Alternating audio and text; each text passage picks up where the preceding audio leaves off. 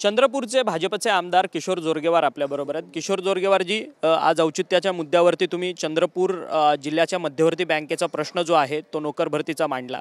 त्या सगळ्या नोकर भरतीमध्ये खरं तर पैसे देऊन कुठेतरी नोकर भरती केली जाते असा खळबळजनक आरोप केलाय। तुम्ही सत्ताधारी पक्षाचे आमदार आहात, याच्यामध्ये काय तथ्य आहेत आणि पुरावे आहेत का तुमच्याकडे?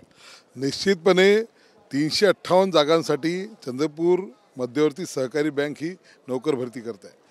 यामध्ये या नोकर भरतीच्या प्रक्रियेसंबंधी यापूर्वीच अनेक वाद उत्पन्न झाले होते। त्या ठिकाणी स्थगितीसुद्धा आलेली होती। माननीय न्यायालयाच्या आदेशाने ती भरती प्रक्रिया राबवली जात आहे। भरती प्रक्रिया राबवली पाहिजे, नोकऱ्या निघाल्या पाहिजे, परंतु त्या पारदर्शक पद्धतीनं झाल्या पाहिजे। ज्या एजन्सीची नेमणूक केली त्या एजन्सीच्याबद्दल शंका। चंद्रपूर जिल्ह्यामध्ये या नोकऱ्या असताना सुद्धा चंद्रपूर जिल्ह्याच्या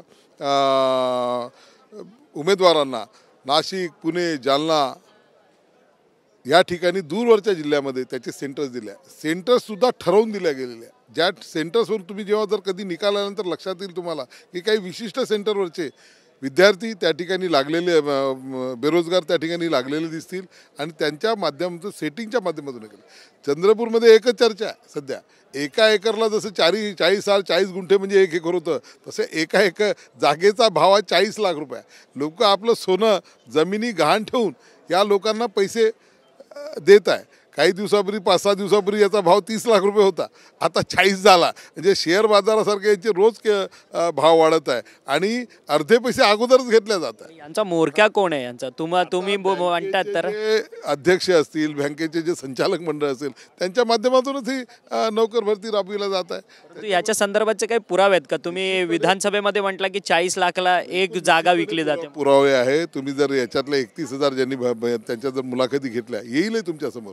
आत्ताच त्या तक्रारी येणं सुरू झाल्या, सेंटर सुरू आहे, आता परीक्षा सुरू आहे आणि त्या परीक्षा सेंटरवरून अनेक आतापर्यंत तक्रारी सुरू झाल्या की ऑनलाईन पद्धतीमध्ये जे प्रश्नावली आहे ती प्रश्नावली बरोबर येत नाही, ओपन होत नाही। पहिल्या प्रश्नाचं उत्तर दिल्यानंतर दुसरा प्रश्न यायला पाहिजे, दुसऱ्याचं येत नाही, चौथ्या पाचवा यायला जात आहे। आणि जाणीवपूर्वक काही लोकांना बाद करून ज्यांना घ्यायचं आहे, ज्यांच्याशी आर्थिक व्यवहार झाला आहे त्यांना ही नोकरी देण्याच्यासाठी म्हणून ही एकंदरी प्रक्रिया राबविली जाते। तुमची मागणी काय? ही नोकर भरती रद्द केली पाहिजे, थांबवली पाहिजे? ही प्रक्रिया पारदर्शक पद्धतीने केली पाहिजे। याच्यामध्ये जे मनामध्ये शंका आहे, जे उमेदवार आहे, जे परीक्षार्थी आहे, त्यांच्या मनातल्या शंका दूर करत ही ही भरती पारदर्शक पद्धतीने व्हावी ही आमची मागणी आहे।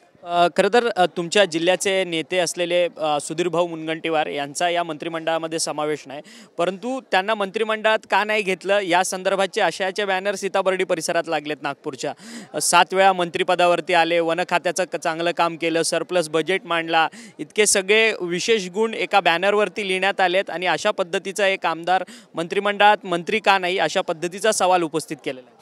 मी ते बॅनर काही पाहिलं नाही आहे, परंतु एक गोष्ट मात्र निश्चित आहे की चंद्रपूर जिल्ह्याला मंत्रिपद हे मिळायला पाहिजे होतं। चंद्रपूर जिल्ह्याचं एक आपलं वेगळं महत्त्व आहे।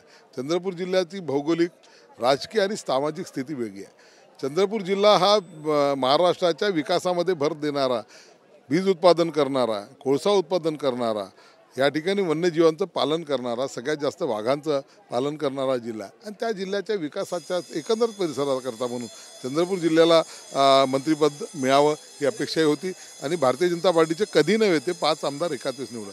निश्चितपणे सुधीरभाऊ मुनगंटीवार हे ज्येष्ठ नेते आहे, त्यांचा कामाच्या पद्धतीबद्दल कोणाच्याही मनामध्ये शंका नाही। आमचीसुद्धा तीच मागणी आहे की या ठिकाणी या जिल्ह्याला मंत्रिपद मिळायला पाहिजे होतं, परंतु ते जे बॅनर सुधीर भाऊंना मिळालं पाहिजे होतं, सुधीर भाऊंना मिळायला पाहिजे। 7 वेळेचं ते हे आहे, त्यांनी प्रतिनिधित्व केलं, प्रदेशाध्यक्षपद त्यांना मिळालेलं आहे।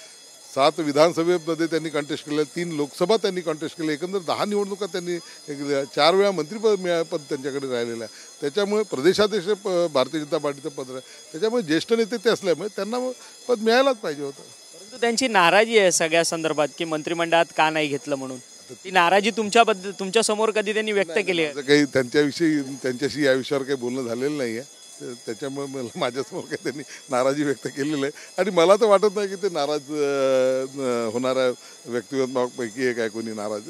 ते चालत असते, ते त्यांचे जे व्हिडिओज मी पाहिले छोटे मोठे, पक्ष जी जबाबदारी देत असते ती जबाबदारी ते पार पाडत असतात आणि देवेंद्रजींनी सांगितलं आहे की त्यांच्या पक्षाच्या मनामध्ये काही मोठी जबाबदारी त्यांना द्यायची असेल त्यामुळे असं असू शकते त्याच्यामुळे. धन्यवाद किशोर दोरगेवार जे तुम्ही आमच्याशी बातचीत केली. खरं तर चंद्रपूर जिल्ह्याच्या सहकारी बँकेच्या संपूर्ण भरती प्रक्रियेमध्ये कुठेतरी घोटाळा होतोय आणि ती संपूर्ण भरती प्रक्रिया पारदर्शकपणे पुन्हा करण्यात यावी अशी मागणी जी आहे ती औचित्याच्या मुद्द्यावरती किशोर दोरगेवार यांनी केलेली असल्याचं आपल्याला पाहायला मिळतं. व्हिडिओ जर्नलिस्ट सिद्धेश नाईकसह अक्षय मंकणी, TV9 मराठी, नागपूर.